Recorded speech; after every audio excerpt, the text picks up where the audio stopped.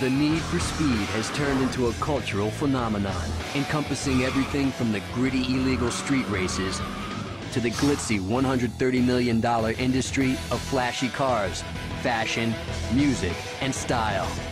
Two competitive racers from different parts of the scene hook up with the best tuners in the industry. This is the fast and fearless story of their meager machines transformed into high-speed street rockets. Just let the car go and fly. Once I get behind that wheel, it's like, "Argh." In the end, they'll square off at the drag strip to answer the only question that matters to a racer. Whose car is faster?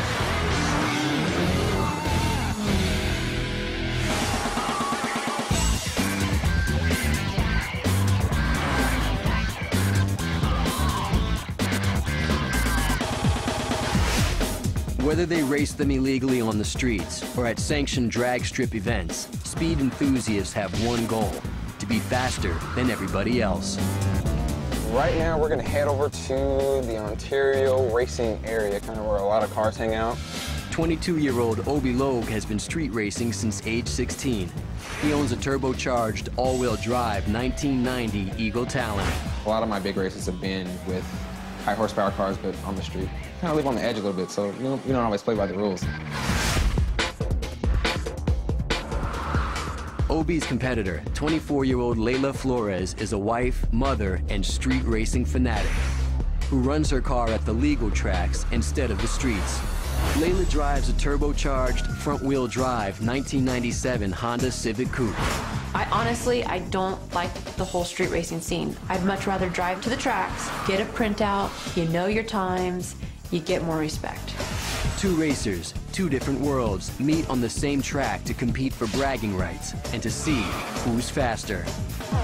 In countless parking lots, hundreds of cars and drivers gather each night to mix it up in the underground world of illegal street racing.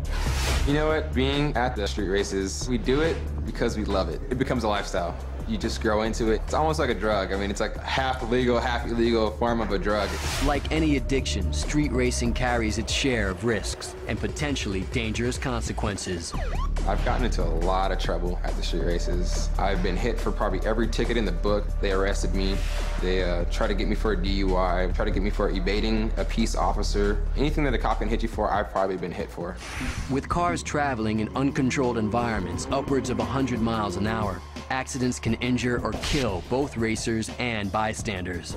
My mom's thoughts on me racing have been, don't get caught, since my racing career has basically been on the street and doing things illegally. I think mainly I'm concerned about his safety, so I've never watched him race. I would love to watch my son race legally. That's my dream for him. All it takes right now is one cop to come rolling through here, hit his lights, and just start talking over the microphone, get out of here, we're gonna start calling this, and pretty much everyone just jumps into the cars and we all just scatter. We're gone. If a cop moves us from this spot, which is the meetup spot, we're going to a trap. The rules of street racing are, there pretty much aren't any rules of street racing. We look for cars that we can beat, but at the same time we look for cars that are going to be competitive enough to gamble. You know, sometimes we're not out there to win money, sometimes we just go out there just to run for fun. What's up, man? You want to run tonight? Yeah, I was thinking about it. Want to run 240? What's up? Want to run 240? 240? I might as well. All right. So basically right now we just hooked up a nice little run for my boy here, and we're gonna head over to a private track. It's nice, it's flat, it's pretty long, got enough time to stop. With the cover of darkness in deserted industrial areas and next to freeways, street racers run their cars anywhere they can mask their roaring engines and avoid the police. This is my girl here. She's basically gonna flag the race. The more I got to know him and the more of a passion he showed for this, the more interested I became in it. And the adrenaline rush is the same for me as it is for him.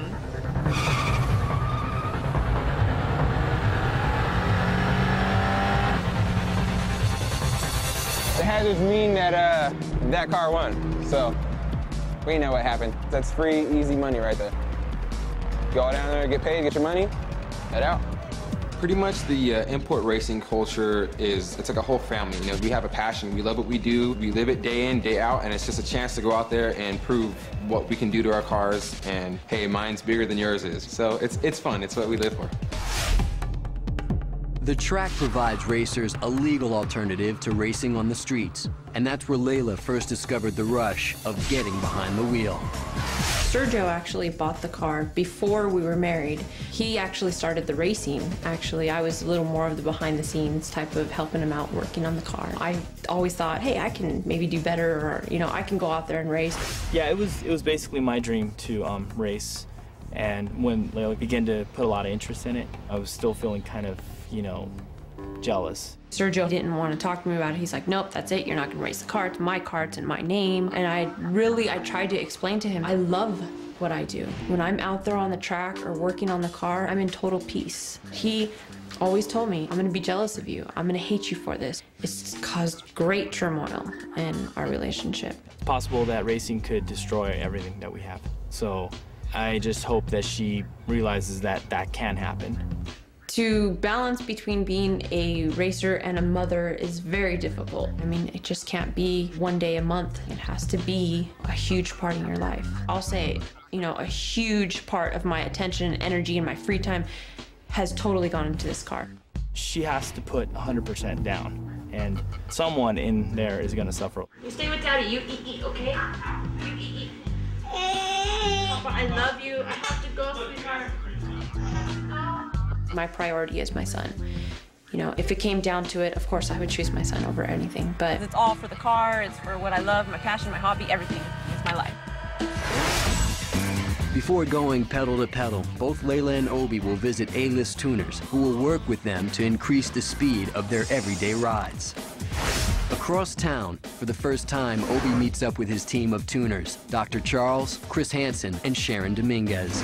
We're here at AutoLink, home of the legendary Dr. Charles Madrid. He can do whatever it takes to probably win this race. The way I got my nickname, Dr. Charles, well, I can fix cars, I can bring things back to life, just basically like a doctor would, but just don't have that much schooling and that much money he went through, so I just basically got the nickname Dr. Charles. I guess we're gonna see what kind of car we get today.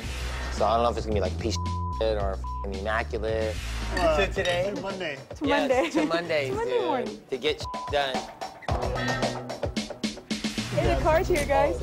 The first time we saw Obi's car, that 90 Eagle Talon he drives, I was just like, oh my God, it's the car I hate. I just so despise of them from racing. It's a kind of a rivalry. I'm a Honda fanatic. I like Hondas. I'm Honda for life, dude. Honda. I went with the Eagle Talon because it's a really cheap car to find because a lot of people don't know what they have and what it's capable of. I just You're got it. so gonna get hooked up. I know. Being that it is the American version of the Mitsubishi Eclipse, it has a Mitsubishi motor in it. Yeah, I'll tell you one thing, Tiger. I fucking hate these things. I hate Mitsubishis with a passion, dude.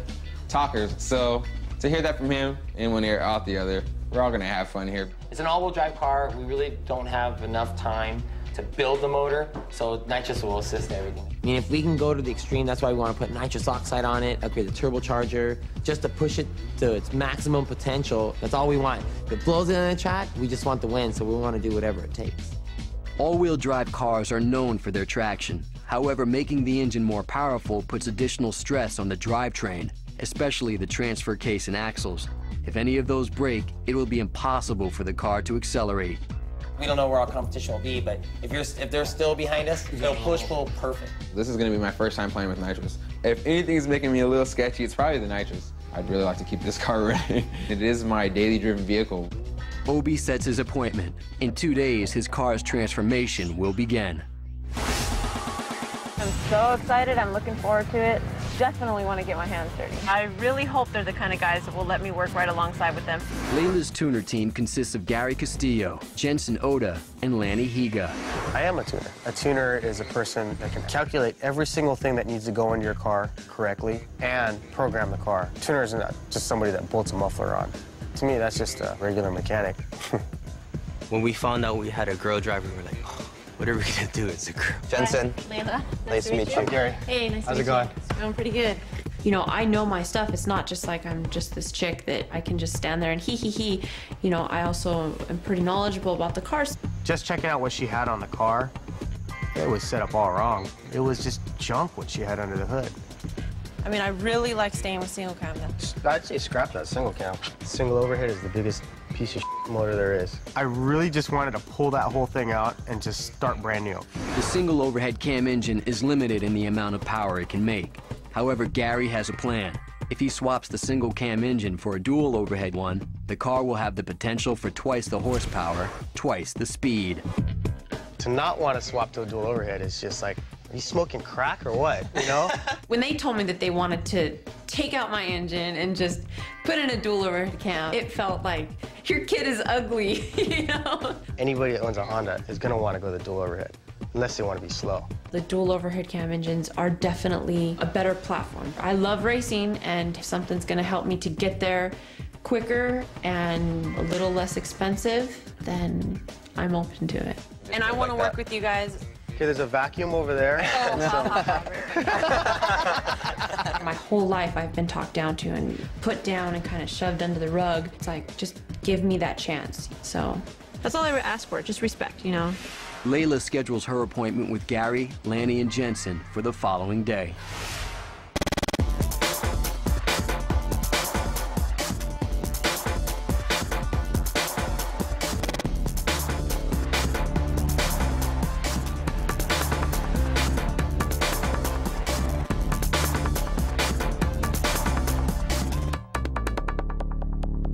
My crew is Trap Speed, and we just go out there, we set up private runs, people don't really know about us, and we'll go hit up a private track, and we get down with the big cars. We're all like, hey, everyone drives slow. Yeah, right. And I see everybody pass Pacific came up, and I was like, okay. Well, I was just trying to catch up. That's what I'm trying to do. When we're out there at the street races, it really is another like secret society that's going on. The gambling is one aspect of it, and the gambling can kind of get really ugly. There's fights that break out. I've been around when they started shooting, you know, over money. You get a lot of guys that are like 16 years old out there for the first time. They don't know how things, you know, work out on the streets. It's very dangerous, and that's what pretty much the cops come out there to stop. the street racing culture, I think, has gotten a lot of popularity because of the movies that have come out and kind of glamorized, Hollywoodized the whole street racing scene, and then it's okay, and then it's cool, and that nothing's gonna happen to you. Whereas in reality, I've seen too many of my friends get their car taken away or get in fights, and you know, I mean, people bring guns, and I mean, it's like a gang type of a thing. I don't like it the way that it's become now. You know, I think that it's just blown out of proportion. When you're street racing, the biggest danger is when people cut in front of you. Basically, two cars are lined up, they both take off, they're going full throttle. And a lot of the idiots, they don't know what's going on, you know, they're out at the street races just to be there, and all of a sudden you see a car trying to like bust a U-turn in the middle of the lane. And that's real bad. That's the way a lot of people have died, and that's the way a lot of the accidents happen. It's a big risk every night when you go out, and a possibility of getting hit by a car or crashing. If a car is going down the street and it, say a front-wheel drive car breaks the axle, it's gonna veer to that side. It's gonna bang you and all of your friends, whoever's standing around you or whoever just so happens to be in that exact section. You're gonna get banged, and getting banged by a car going 60, 80, whatever mile an hour it is, it's not gonna be pretty. Worst part if you get pulled over by a cop is, 1, you could go to jail, 2, you could lose your car, or 3, you get fixie tickets that you just don't really want. Hopefully the cop's not smart enough to understand what you have under the hood, because you're constantly fixing it. So it's not worth it. Sometimes we'll get these guys out here, and they'll pretty much just block off a track or help a cop, you know, try to stop us or something. So we get big trucks like this that'll block off a whole exit for us to get out of. And that kind of traps us in an area, and we can't get out. So we kind of watch out for these kind of guys. Them and tow trucks. Tow trucks are pretty big too, and they'll block us off every now and again. All it took was one time for me to get caught. And from there, just, you realize your consequence of, you know, I'm busted, I'm screwed for life. So it was a scary situation. Track events are like 3 times a year. Street races are 3 times a week. I want the industry to grow. I want the street racing to not stop. I mean, of course, it's never gonna stop. But you want it to get to more of a professional level. Professional sanctioned events, import sanctioned events, is actually built by street racers. By the racers, for the racers. 90% of the people that are racing in these events now, I'd say 99% of them, are actually hardcore street racers from back in the day.